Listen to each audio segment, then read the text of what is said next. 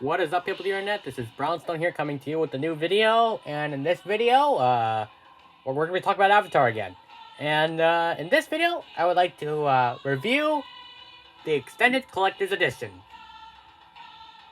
Yeah, not many people have done that. I mean, I've seen a couple people who have done that, but I haven't really seen many people go into detail about the Extended Collector's Edition. So I'm going to do that here. Today I'm going to review the Extended Collector's Edition and answer the question, is it better than the original cut that released in theaters? And my answer is resounding yes. And you'll soon see why. Now, a lot of people just see this version as extra, as just extra, and I don't think that's the case. I don't think that's the case at all. And the reason why I believe that is because these scenes, they add a whole lot. Even the ones you'd never expect. I spent a lot of time thinking it over. I saw the Extended Collector's Edition a couple days back, and I've been thinking it over in my head. And yeah, these scenes all serve story purpose. Sure, there's a lot of 45 deleted minutes of these scenes that should have been added also. And why could you not add more depth to Norm Spellman's character in this cut? Because he's still a nothing character in this cut, but I guess it is what it is. So yeah, let's go over the scenes one by one, and if I miss any of them, you can tell me in the comments, and I might do another video on it. I don't know. Maybe videos like part 2 of the scenes I didn't cover. You guys tell me. So starting off with the first lead scene, we open like normal. Normal with that excellent shot of Pandora to open the film, and then Jake wakes up. Only instead of we're waking up in the ship, he wakes up on the streets. It's a kind of weird visual, but we're on Earth for the first few minutes. This is the deleted Jake Sully opening, in which he works at a bar, and you know the drill. A drill. He saves a woman's life, gets kicked out, and gets approached by the RDA. So yeah, you may be thinking like, what exactly does this scene add that the original cut didn't? Well, it gives us insight into Jake's character, and I don't want to say things that others have already said, especially like Caitlin Coy made an excellent video on it on already that goes right into this. But I think what I can add that she hasn't is that this version provides more intel, intel into Jake's character. Essentially, like we see how brave he is. That despite he has a paralyzed leg, he doesn't let that stop him from doing what's right. So when we see him doing things like doing the right thing and helping the Na'vi later in the movie, it isn't just a generic hero thing. We actually see that early on he's always had a desire to do the right thing. This opening also flows smoother. And hear me out. In the original cut, we start with Jake on the ship, and then it flashes back to Jake looking at his brother's coffin. It's almost like it's very choppy editing, and it's almost like, oh, hey, remember this scene existed? Well, we had to cut out the first portion of it, but here's the last part of that scene, I guess. Then there's these weird, I didn't think of much at a time, but it cuts back from arriving on Pandora to the burning of Jake's brother's body, I think.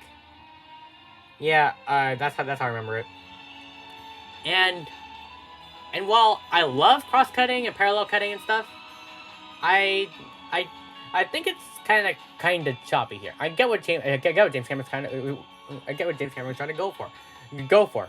That in his brother's death with Jake's brother's life ending, Jake's life is about to begin, and Jake even says that in the narration.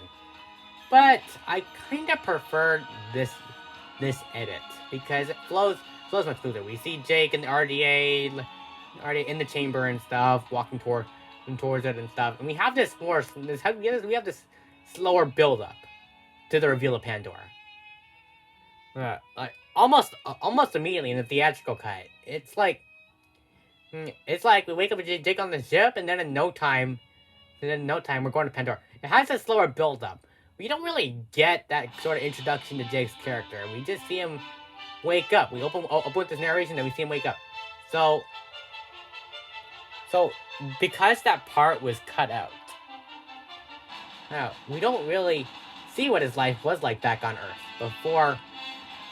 before things were before he was recruited by the RDA. It's only implied. Right, but here we actually get to see what Earth looks like. And oh boy, has it gone to waste. The shot we get of Earth looks a lot like Blade Runner, but I guess that's to be expected. Because how else can you portray dystopian Earth better than Blade Runner? So yeah, we see all these people like walking with masks. It's insanely crowded and stuff. And yeah, you can really tell that the air is polluted. Nature is virtually non-existent. And yeah, I think this opening should have been in the film because it provides a neat contrast between the utterly destroyed Earth and the lush and beautiful Pandora. Now when I see Pandora and I contrast it with how Earth will look like in the future, if we humans keep up our environmental waste, our Earth isn't looking good. I can totally buy the thematic messaging that Earth used to be like Pandora in terms of wildlife and stuff before we humans ruined it. So yeah, this opening should have been there, not only to provide insight into Jake's character, but also help with the thematic messaging, kinda. Next up on the deleted scenes chopping block is the shot of the herd of sewer beasts that Jake, Grace, and the crew see while in the helicopter. And while this may not seem like much, after all, it's just like one shot and shows Grace's knowledge and stuff. And while this shot maybe could have been cut, trust me, it comes back. It comes back later. So I think it's important. This shot could have been cut, but if you're gonna restore things, then you might as well provide context for a later scene. Trust me, this will come back later. Next up is Grace's school, and this is the beginning of a rabbit hole that I went down when watching the extended collector's edition. The one thing that I could not sleep on, and the one thing that rendered me unable to sleep. Why did you cut the school plot? Now, this has been a hang-up of mine for a while now. When I first watched Avatar in theaters, I did not know that this existed. But apparently the school subplot existed. It provides greater context, greater depth to the characters. But we'll get to that moment in a bit. Yeah, right now we see Jake, Norm, Grace, the three of them are touring the school, and Grace sort of provides context as like, oh, they love to learn, they picked up English faster than I could teach it, that sort of thing. So and we see what looks like a solar system, that sort of thing. It's amazing how a lot of things are intact after what happened, and then Jake notices some bullet holes. Then he asks what happened to the school, but Grace is unwilling to say what happened. Like, are you gonna help us or not? That sort of thing. And this comes back later. Trust me, this comes back later. Oh boy, so many deleted scenes, they come back later. Next up is an extended scene of Jake and Neytiri at the Na'vi dinner. So after Jake gets accepted into the Na'vi clan, well, sort of accepted, like, you will learn our ways, and we'll see if your insanity can be cured. You know that scene, that, like, 30-second scene that just cuts after that shot of the Na'vi eating? It actually goes on a bit longer. We see this curious Na'vi girl who curiously reaches out to Jake before her father pulls her back, and Jake just smiles. That's pretty wholesome, if I do say so myself. And then it goes on to have Jake ask Neytiri her name, and he tries to pronounce it, and she just has this like deadpan expression the whole time. Her expression that right there is kind of priceless. And yeah, it also explains how Jake knows Neytiri's name afterwards. Like, Grace is going through all list of names, and Jake knows Neytiri's name. And in the theatrical cut, we just expect him to know, because, well, main characters and all. But now we actually see that. And, funny enough, this is not even the full scene. We'll see. I'll tell you what. I watched the 45 minutes of deleted footage on YouTube, and it turns out the scene actually goes longer. James Cameron, why couldn't you restore the full scene? If you're just gonna add a little bit more of the scene, what's the point? Okay. So that actually struck me as a cut that's awkward. I'm so glad they added it back here. But you might as well restore the full scene while you're at it. I know the rest of it doesn't add much. It's more like he doesn't look like us, that sort of thing. And it's like, well, no kidding. He's not one of you. He's in an avatar body. They got 5 fingers, not 4 like you guys. But I'm glad he added the back. I'm glad he added back the part of Jake learning Neytiri's name regardless, because it provides a greater context. Really. So yeah, the next deleted scene I remember is when they're going to the base in the Hallelujah Mountains and stuff, and we actually have this bit with unobtainium, where Jake explains via narration what unobtainium is. Yes. Well, that's pretty useful information, right? If you guys have seen the extended collector's edition, you'll know what I'm talking about. But really, why? Like, why would you cut that bit if unobtainium is supposed to be the crux of the human's motivation? Why would you cut that? And the shot of the Hallelujah Mountains with Jake walking, it's just so beautiful. Some are saying the narration kind of takes it out of the movie, but it didn't for me. I thought it was pretty useful information, and the whole time I was like, why did you cut that? Yeah, there are so many cuts that strike me as WTF. So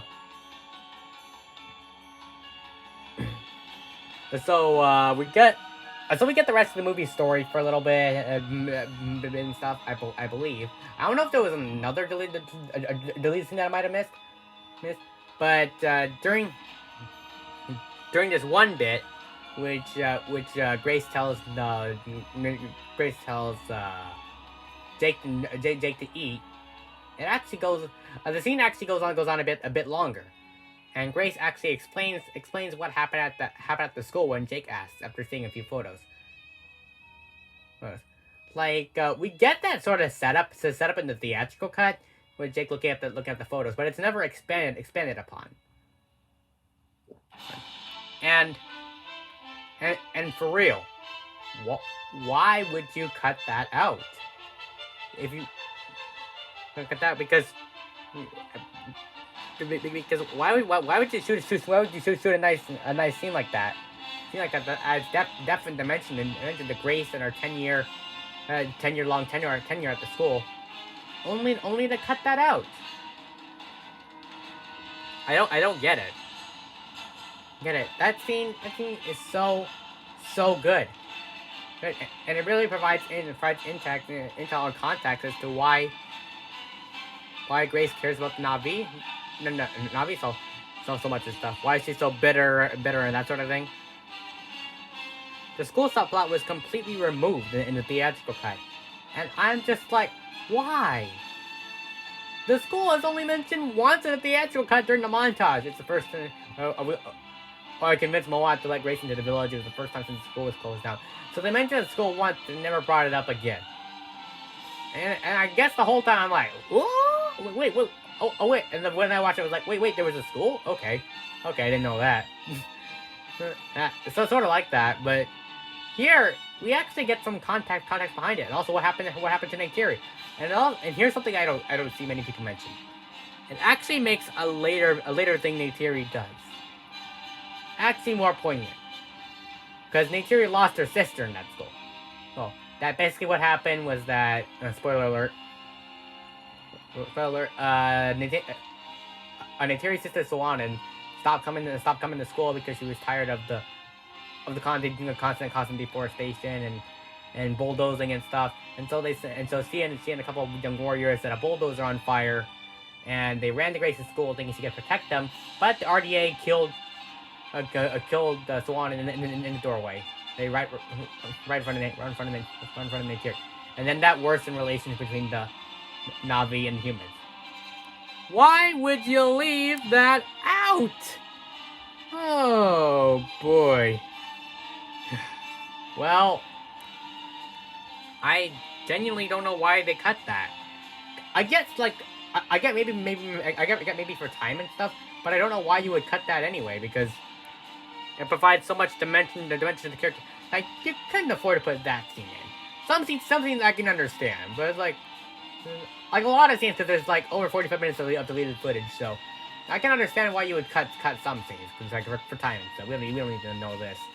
But why would you cut this scene? Why would you cut the whole school subplot out? They're not that long. Those scenes aren't too long. It's oh boy. So now we get like right after the first flying scene, which is actually my favorite moment in the movie. Yeah, my favorite scene in the movie is Jake's first flight. Right, the music, the visuals, the sheer adrenaline of it all, it blew me away. Right, it really did. But did you know that there was a scene right afterwards? Another sequence right afterwards. Bet you guys didn't know that. It's a Strone Beast hunting scene. It's a hunting season moment. And I told you that shot of the Strone Beast would come back later. So we have this moment, moment in which Jake and Neytiri are helping the other Na'vi hunt the Strone Beast for food and stuff. And then after Jake lands his first clean kill, he and Neytiri shout, how should I say this? Because I don't like cursing. HE double hockey sticks, yeah. Neytiri repeats it. You get what I'm saying. But the scene was cut. It just goes immediately in the theatrical version. It just goes right to Jake saying, "I was a stone cold hunter, death from above." The only problem is he's not the only one, and then it leads into Torah. But why would you cut this bit? Especially when you have Jake's narration after. Like, the least they can do is change his narration. Like, because it immediately provides context for Jake's narration. Like, I was Stone Cold Hunter. And it's like, well, yeah, because we just saw him hunting. He's a great hunter. He knows how to use a bow and arrow. So why would you cut that? I guess maybe it's because of the repeating soundtrack. Even though my personal theory is that well, they had to reuse the music because either they didn't want James Horner to come back, or James come back to score the scenes, or Horner was already dead by that point. Rest in peace. I genuinely don't know. But yeah, they repeated the war soundtrack for that. So maybe that's why it was cut. That way the soundtrack doesn't come up again. But the war soundtrack is literally played again in another part of the final battle. So that doesn't make any sense to me. Moving on. So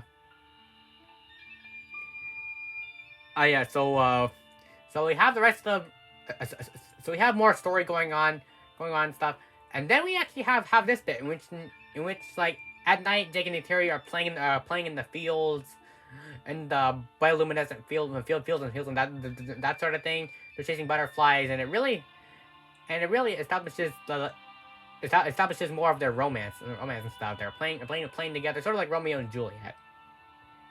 It's sort of like Romeo and Juliet, like two from forbidden tribes and that sort of thing. Like I don't know. I don't know, because they're growing so close and their love, like, I guess it meant to be tribal wise and stuff. Not because Neytiri is supposed to be getting married to Sute, but she chooses Jake instead. So sort of that forbidden romance sort of thing. Like, I don't know. I like seeing more of their romance. So that was actually a really cool bit. I don't know why you wouldn't. I don't know why you wouldn't. I don't know why you wouldn't put that in there, Cameron. Especially when you want to develop more of their romance. So yeah. Later on, we have an extended kissing scene, and the soundtrack there is just beautiful, beautiful. And the part they cut was the part with their ponytails. And here comes another ridiculous argument that I hear. The ponytails are used for sex. No, they aren't. They provide a neural link and stuff, so they can read each other's feelings and stuff, read the animals' feelings and stuff. It's obvious they do that as like a tradition and stuff when getting married, so they can like hear each other's thoughts and that sort of thing. It's not meant to be anything explicit. And you could tell how in the original cut that even James Horner was confused about that cut, because the additions that they make to the music with that extended bit sounds a lot better in the extended collector's edition. Okay, the next one's debatable whether it could be cut, because to be honest, I'm not really sure how to answer that. We get a really good shot of Sute and the war party destroying the bulldozers and stuff, reds everywhere, and it provides really nice hellish imagery. But could it be cut? Maybe not. I don't know. It does provide more context, but then it sort of drags. The pacing sort of drags in that area, so I guess maybe I'll make my one exception in saying that could be cut. But then again, it's really nice. It's really nice imagery to show that the Na'vi aren't going to take this lying down. So make it what you will. And everything else is exactly the same up until we get the Sute's death. Now there's a lot of deleted footage that they had the opportunity to add back, but it appears like they didn't. Come on, James Cameron, you could have added back more deleted scenes. But the rest of the movie plays exactly the same up until we get the Sute's death. So we get that dramatic music again. Awesome music, by the way. And Sute falls from the carrier, as we see from the theatrical cut. However, how this different from the theatrical cut is that Sute actually survives his fall. Like, he falls on the leaves and stuff, and he's wounded, but he's not dead yet. That's so it can come back later. After Horik is defeated and all that, we have Jake and Neytiri, they come back. As they come back, find Sute, who asks Jake to take his life and take his position as leader. And it's a really touching scene. Like, I flow a Torok Makto and he's my last shadow. That's actually the score that I found. I found the score for that scene and I uploaded it I think a week ago, and it seems to have done really well. Oh. I may try and restore other deleted scene soundtracks, but who knows? It's gonna be really hard to find them all.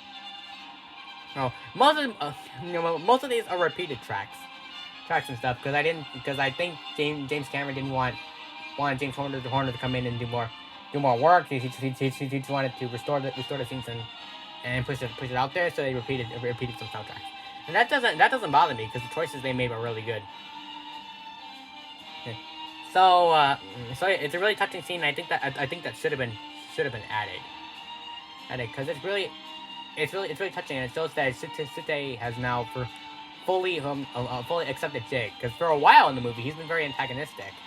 But from the moment Jake gets Torok becomes Torok Makto, and Sute he fights with them and stuff. That's a really good redemption arc in which like Sute finally accepts Jake as part of the clan and stuff.